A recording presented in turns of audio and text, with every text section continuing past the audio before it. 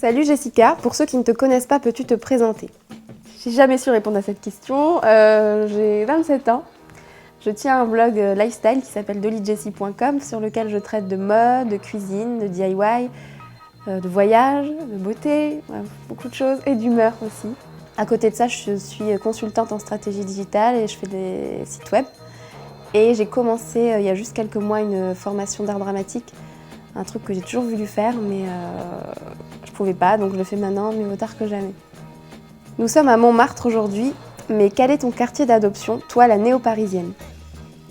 Alors quand je venais visiter Paris, j'avais deux quartiers préférés, donc justement Montmartre et Saint-Germain. Ensuite je suis arrivée à Paris et quand on arrive, on n'a pas forcément conscience de ce qu'inspirent les arrondissements aux Parisiens. Donc par exemple Saint-Germain c'est très bourgeois, peu accessible. Montmartre c'est sympa mais c'est assez touristique. Quand on y vit ça devient quand même dérangeant. Mais moi j'ai fini dans le 15e.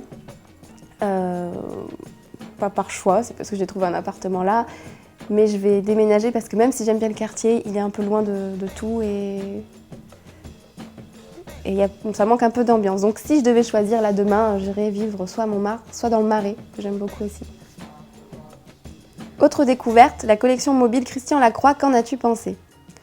Alors c'est une belle découverte pour moi, j'aime tout ce qui est imprimé, tropical, surtout en ce moment, il y en a beaucoup dans les collections de mode. Tout ce qui est tricoloré, chargé mais dans le bon sens. Donc quand j'ai vu la collection, je l'ai trouvée assez sympa, elle me correspond bien.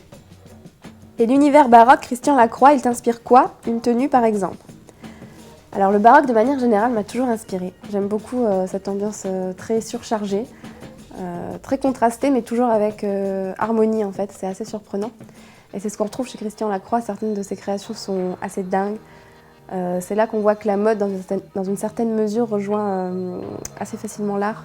Et en termes de tenue, alors c'est assez difficile de porter du baroque au quotidien, mais de façon plus commune, on va dire, ouais, des imprimés tropicaux, des choses assez chargées, au niveau de l'imprimé plus qu'au niveau des coupes énormes qu'on peut trouver, notamment dans ces défilés qui sont assez... c'est beau, mais voilà, il faut le porter. Bon, nous on a tout lu ton blog et on est tombé amoureux de la catégorie mood, composée de coups de cœur, de coups de gueule. Était-ce important pour toi de partager tes réflexions? Alors oui, quand j'ai ouvert mon blog il y a 2 ans, c'était une évidence pour moi que j'allais parler de mode, de cuisine et de plein de choses. Et donc je voulais échanger autour de tout ce qui m'importe. Et quand on a un blog qui commence à être lu, on a une influence qu'on le veuille ou non sur les gens. Je voulais pas simplement les inspirer dans ma façon de consommer, mais aussi dans ma façon de penser et de voir les choses de façon générale. Il y a beaucoup de lectrices qui pensent que je suis une fille hyper confiante, qui sait faire plein de choses. Et mon but, c'est vraiment de leur montrer que c'est pas le cas, que tout se travaille, qu'on n'a rien sans rien et qu'elles aussi, si elles veulent, elles peuvent y arriver. Donc c'était pour moi très important de les amener dans ce sens-là et ça marche très bien. Maintenant, parlons voyage. Quelle blogueuse étrangère aimerais-tu rencontrer?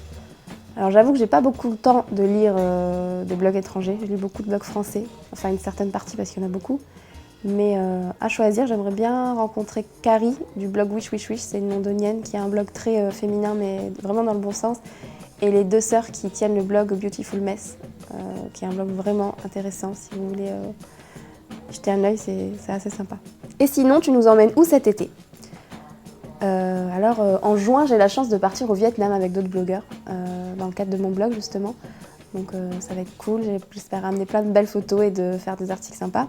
Je pense aussi partir en Provence ou éventuellement quelque part en Europe, mais en dernière minute, je sais encore pas. Mais le Vietnam, ce sera déjà pas mal. D'ailleurs, ça ressemble à quoi une valise de blogueuse mode? Y a-t-il des indispensables? Alors déjà, je sais pas si toutes les blogueuses mode ont la même valise, je vais parler pour moi. Dans mon cas, je suis du genre à partir en vacances de façon un peu épurée, parce que j'ai pas beaucoup de force, donc si je charge ma valise avec 15 paires de chaussures, je vais pas réussir à aller bien loin. Donc j'essaye de prendre une paire de chaussures qui va avec beaucoup de choses, un sac aussi qui va avec beaucoup de choses, histoire d'avoir que quelques accessoires. Et l'indispensable, je dirais le short en jean, parce qu'on peut le mettre presque tous les jours, il suffit juste de changer ce qu'on met avec et ça fait une nouvelle tenue. Je pense que mon fer à lisser, c'est un indispensable, je pourrais vraiment pas partir sans. Sans maquillage, pas de souci, sans vêtements, enfin avec une seule tenue, il n'y a pas de problème, mais selon la météo, je ressemble facilement à Tina Turner, on va dire, donc le fer à lisser, c'est bien. Alors, ton blog, c'est aussi des astuces beauté, as-tu pensé à ouvrir une chaîne YouTube? Non, une chaîne YouTube beauté, je pense que j'aurais pas grand chose à apporter, il y en a déjà beaucoup. Et de manière générale, j'aime pas trop Je trouve qu'elles inspirent pas forcément dans le bon sens certaines jeunes filles, faut pas oublier que le public est assez jeune. Mais j'ai pensé à ouvrir une chaîne pour partager mes humeurs en fait en vidéo, pour être plus proche des lecteurs et je pense que ce serait un format assez sympa. Donc oui, j'y pense. Quand j'aurai moins peur, je le ferai. Affaire à suivre, presque dernière question, ton actu pour les prochains mois. Donc je compte profiter des mois d'été pour être un peu plus active sur le blog, parce que je travaille moins. Histoire d'essayer de réussir à être quotidienne. Bon, ça, je pense pas y arriver, mais je vais essayer. À côté de ça, pour le faire grossir, peut-être une version anglophone du blog et peut-être un e-shop, mais j'ai pas encore assez réfléchi à la question pour développer.